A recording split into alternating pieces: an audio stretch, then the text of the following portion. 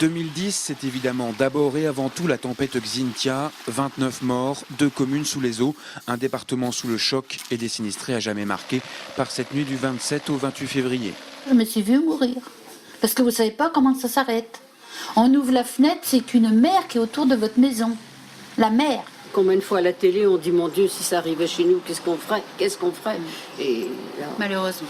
nous, on est privilégiés, on est miraculés, je dirais.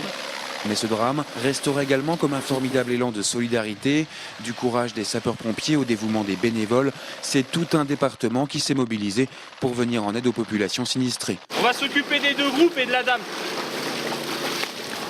Mais 2010, c'est également la solidarité au quotidien, ces multiples gestes anonymes, souvent ignorés du grand public, mais qui témoignent de la qualité d'une société. Ce sont ces bénévoles de l'ombre qui œuvrent à la banque alimentaire, ceux de la Croix-Rouge qui viennent en aide aux mamans dans le besoin.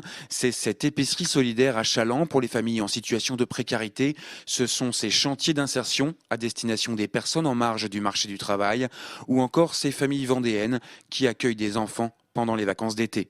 On est parti à la mer, et après on est parti manger au restaurant, et après j'ai fait des dessins.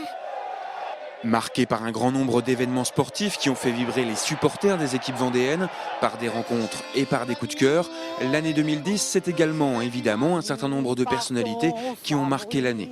Philippe de Villiers qui démissionne après 22 ans à la tête du conseil général, Bruno Retailleau qui lui succède sans surprise, Thomas Voeckler, exemplaire qui sauve l'équipe cycliste B-Box, d'autres moins connus comme la vendéenne Marie-Claire Cabrier, championne du monde de coiffure par équipe et 3e en individuel. D'autres enfin qui ont émergé durant cette année, comme le désormais président de la Chambre de métier et de l'artisanat Maurice Milsan, maire de l'Aiguillon-sur-Mer. J'ai d'abord privilégié les gens. Pour moi d'abord, c'était sauver les gens, aider les gens, les réconforter.